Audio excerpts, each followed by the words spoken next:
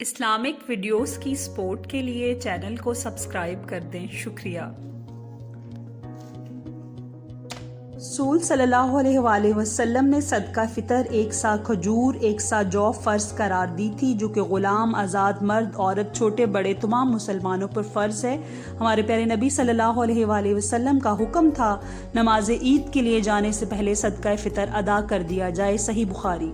गंदुम का सदका फ़ितराना 230, एक रोज़े का फ़िदिया 230, 30 रोज़ों का फ़िदिया 6,900 रुपये है।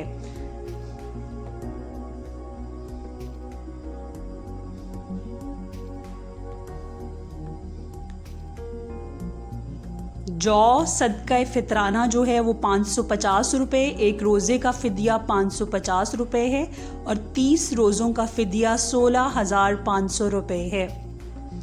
खजूर का फ़ितराना 1400 रुपये है और एक रोज़े का फ़िदिया 1400 रुपये, 30 रोज़ों का फ़िदिया 42,000 रुपये है।